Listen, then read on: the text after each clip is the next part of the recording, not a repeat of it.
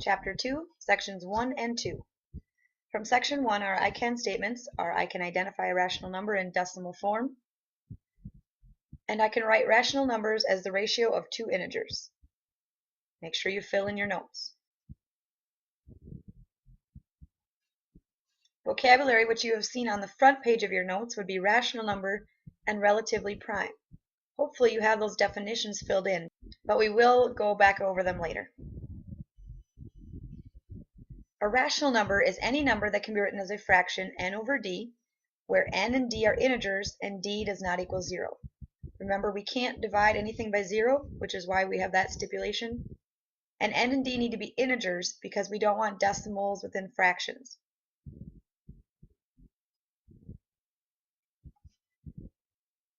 Let's take a look at this Venn diagram. What this is showing us are the different types of number systems. What you'll see is we start here in the salmon color with the natural numbers. Those are the 1, 2, 3, 4 counting numbers as we've learned them. Then we expand out to the whole numbers. So the whole numbers include all of the natural numbers and 0. We continue to expand out. The integers would be all whole numbers, all natural numbers, and now the negatives, which are the opposites of the whole numbers. We keep going out into the rational numbers. So anything that is a natural number, a whole number, or an integer is also considered a rational number, along with now terminating decimals, repeating decimals, or fractions. And you can see it can be positives or negatives. Let's take a minute to write some examples of rational numbers. Looking at the diagram, you might think something like 1.3. Maybe you think of the number 2. 0.7 repeating would be one. Negative 1/16. We could go on and on and on. Even a decimal like 0.443, which terminates, would also work.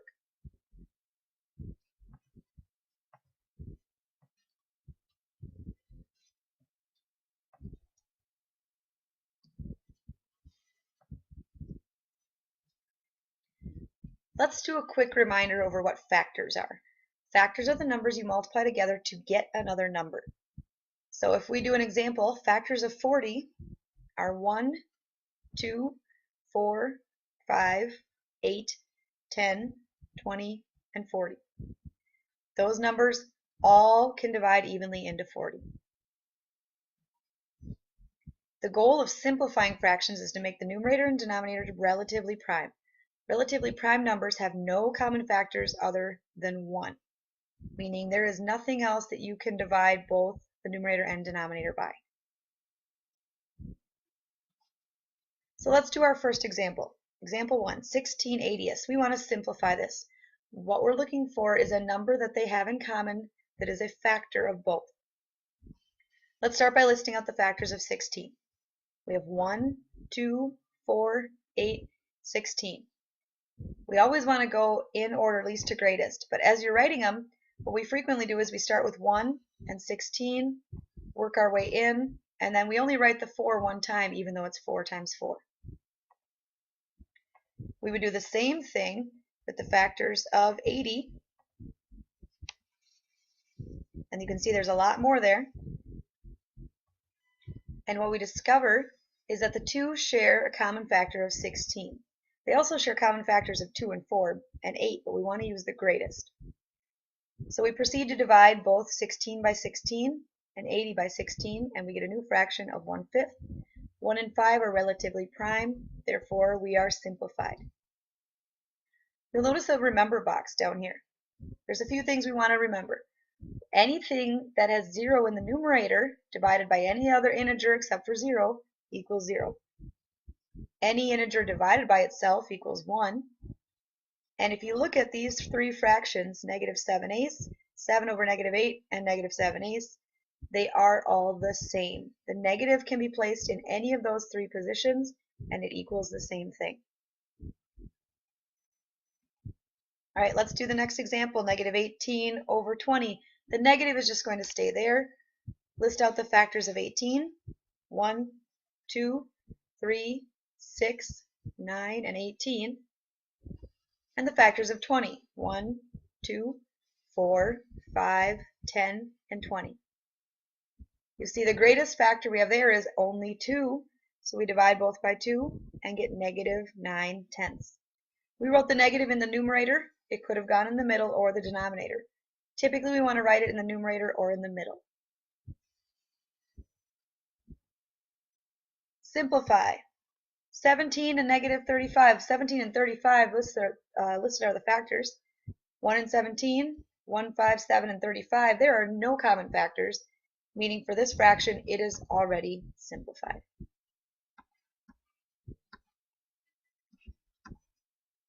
All right, let's take a look at terminating decimals and repeating decimals. We want to write example A as a fraction in simplest form.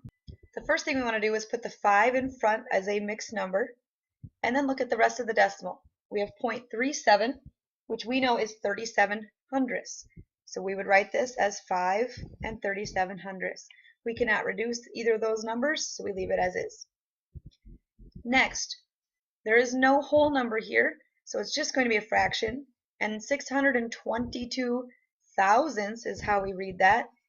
We do have a common factor of 2. Divide, you get 311 over 500.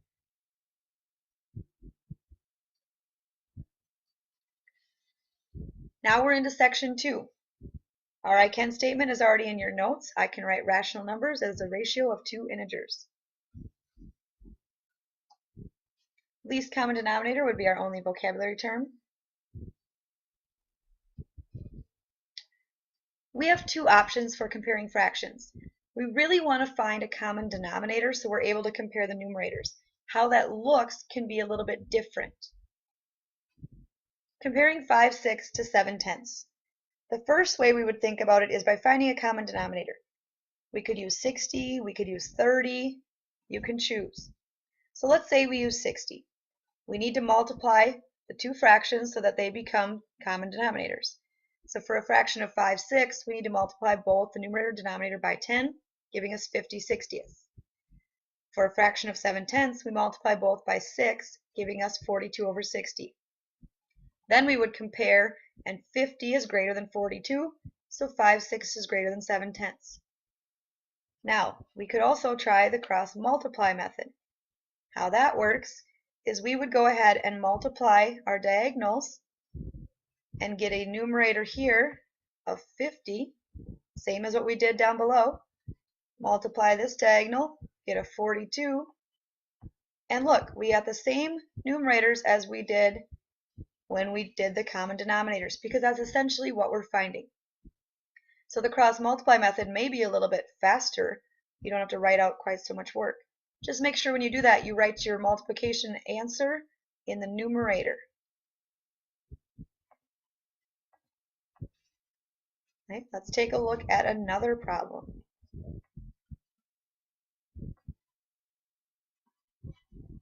One half compared to 2/5. Now some of these you can also reason out. We know that half of 5 is 2.5. So in order for 2/5 to be equal to 1/2, it would have to actually be 2.5 over 5. So we know they're not equal. 2 is less than 2.5, so that tells us that that is actually less than half. Okay, we could also use the common denominator method. Multiply by the denominators to get a new denominator of 10. Or we could use the cross multiply method, which would give us 5 on the first diagonal and 4. 5 is greater than 4. Okay, now what if we're comparing decimals and fractions? Well, we see that both of these are negatives. So we have the option of either making our decimal into a fraction or a fraction into a decimal. You can choose whatever method works best for you. If we know that negative 2/5 can be turned into negative 4/10 by multiplying by 2, then that tells us negative 4/10 is the decimal where the 4 comes right after the decimal point. So we're really just comparing negative 44 hundredths to negative 4/10. which would be negative 44 hundredths is less than negative 4 tenths. Last thing we want to do is compare some fractions and decimals in order. We want the numbers 7 over 2, 3.0, negative 2.2, and negative 3.9 represent the percentage of change in populations for 4 states. List these numbers in order from least to greatest. Well, right now we need to know what 7 halves is as a decimal. Negative 3.9, if we look at a number line, would be close to negative 4. Negative 2.2 would be closer to 0. We know where 3 is located, and 7 over 2 is just 7 divided by 2. Okay, well, half of 6 is 3 and half of 1 is 0.5, so we put that together. 7 halves is 3.5, between 3 and 4. So from least to greatest, negative 3.9, negative 2.2, 3.0, and 7 over 2. That is sections 1 and 2. Good luck on the homework.